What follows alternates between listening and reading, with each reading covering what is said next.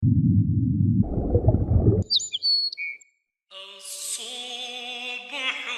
بدا من طلعته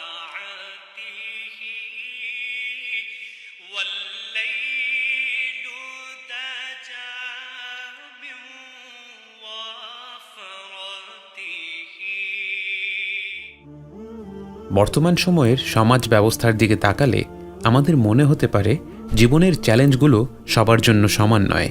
বিত্তশালীদের জন্যই যেন জীবনের সকল সুবিধা বঞ্চিতদের জন্য রয়েছে শুধুই একের পর এক বাধা।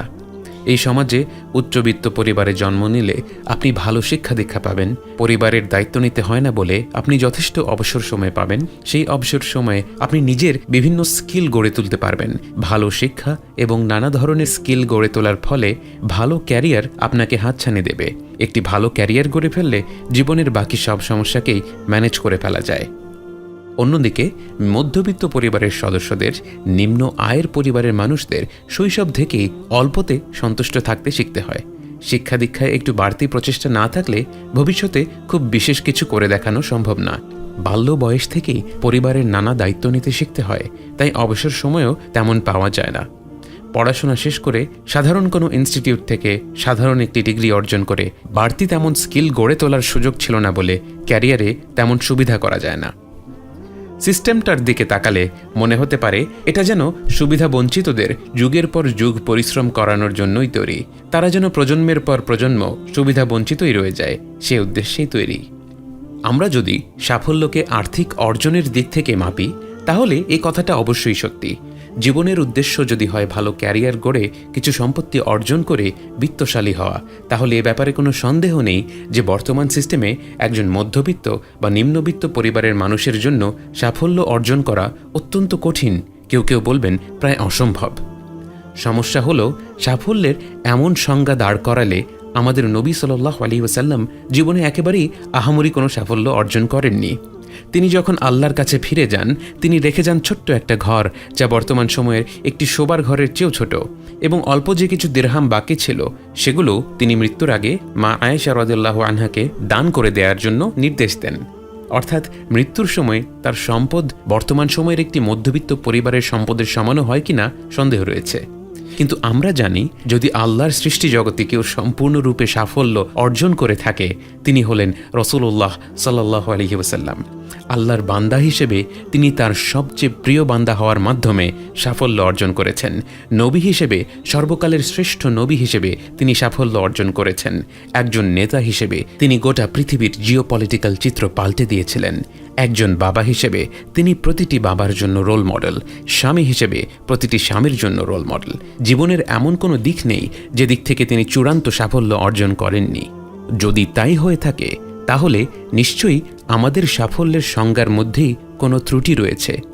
কোনো বস্তুর মান নির্ধারণ করতে গেলে আমাদের যাচাই করতে হবে সেটাকে কী উদ্দেশ্যে তৈরি করা হয়েছে এবং বস্তুটি সে উদ্দেশ্য কতটুকু পূরণ করছে। আল্লাহ পবিত্র কোরআনে বলেন, وَمَا خَلَقْتُ الْجِنَّ وَالْإِنسَ إِلَّا لِيَعْبُدُونَ। আমি নিশ্চয়ই জিন ও মানুষকে সৃষ্টি করেছি আমার ইবাদত করার জন্য।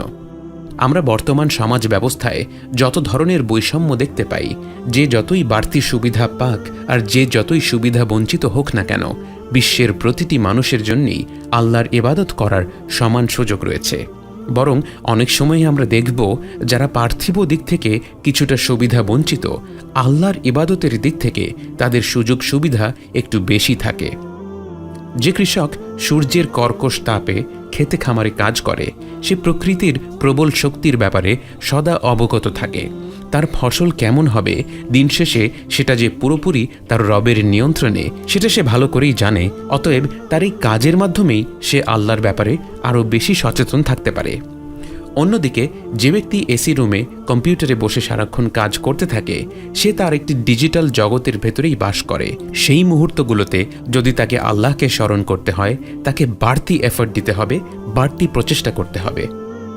আমরা যারা আর্থিক দিক থেকে সংকটে আছি, জীবনটা কেমন হবে, জীবনে আমরা ভালো কিছু করতে পারবো কিনা এসব বিষয় নিয়ে সারাক্ষণ দুশ্চিন্তায় থাকি, আমাদের জন্য একটি বিষয় মাথায় রাখা অত্যন্ত গুরুত্বপূর্ণ।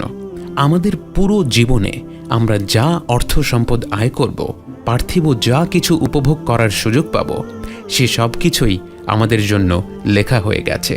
স্বয়ং আল্লাহর হুকুমেই সেই বিষয়গুলো লিখে রাখা হয়েছে এবং বিশ্বের সমাজ ব্যবস্থা যেমনই হোক না কেন, এর মধ্যে কোনো পরিবর্তন আসুক বা না আসুক, আমরা ঠিক ততটুকুই রিস্ক উপভোগ করব। এর চেয়ে অনুপরিমাণ বেশিও না, কমও না। আমাদের হাতে যা আছে তা হলো আমরা কি তা হালাল উপায়ে আল্লাহর হুকুম মেনে অর্জন করছি কি না। এবং যদি মনে হয় আমাদের যা আছে তা যথেষ্ট নয়, আমাদের চারপাশের মানুষগুলো কত স্বাচ্ছন্দ্যে জীবনযাপন করছে অথচ আমাকে কত বাড়তি কষ্ট করতে হচ্ছে, তাহলে আমাদের মনে রাখতে হবে সূরা ইনশিরাহতে আল্লাহ তাআলা বলেন, فَإِنَّ مَعَ الْعُسْرِ يُسْرًا إِنَّ مَعَ الْعُسْرِ يُسْرًا নিশ্চয়ই কষ্টের সাথে শান্তি রয়েছে, নিশ্চয়ই কষ্টের সাথে আনন্দ রয়েছে। আল্লাহ এই আয়াতে উসর বা কষ্ট শব্দের সাথে ডেফিনিট আর্টিকেল ব্যবহার করেছেন, আরবিতে যেটা হলো আল এবং ইংরেজিতে যা হলো দ্য। ইংরেজিতে যদি আমরা বলি the book is on the table, এর মানে বইটি টেবিলের উপর আছে। এখানে বুক শব্দের আগে দ্য শব্দটি বলার কারণে বাক্যটি একটি নির্দিষ্ট বইকে বোঝাচ্ছে, অর্থাৎ দ্য শব্দটি একটি বস্তুকে স্পেসিফিক করে ফেলে, একটি শব্দের অর্থকে সীমাবদ্ধ করে ফেলে। অন্যদিকে যদি বলা হয় a book is on the table, এখানে একটি ইনডেফিনিট আর্টিকেল ব্যবহার করা হয়েছে, যার মানে টেবিলে যে কোনো বই থাকতে পারে। এখানে বইয়ের অর্থকে সীমাবদ্ধ করা হয়নি, বরং উন্মুক্ত রাখা হয়েছে। এই টেবিলে পৃথিবীর কোটি কোটি বইয়ের যে কোনো একটি এখানে থাকতে পারে। একইভাবে সূরা ইনশিরাহের এই আয়াতে আল্লাহ উসর বা কষ্ট শব্দটির আগে ডেফিনিট আর্টিকেল ব্যবহার করেছেন, কিন্তু ইউসর বা সহজতা শব্দের ক্ষেত্রে তিনি তা করেননি। এবং এর মাধ্যমে তিনি আমাদের জানাচ্ছেন যে জীবনে কষ্ট আসবে, কিন্তু বাস্তবে সে কষ্টটা সীমাবদ্ধ, সে কষ্টগুলো পরিসরে অতি ক্ষুদ্র। অন্যদিকে জীবনের আনন্দগুলো উন্মুক্ত। আল্লাহ যে কোন কোন জায়গা থেকে আমাদের নিয়ামত পাঠাবেন আমরা হিসেব রাখতে পারবো না। আপনার কষ্টটা হচ্ছে আপনার পরিবারকে খুব সামান্যের মধ্যে দিয়ে চলতে হয়।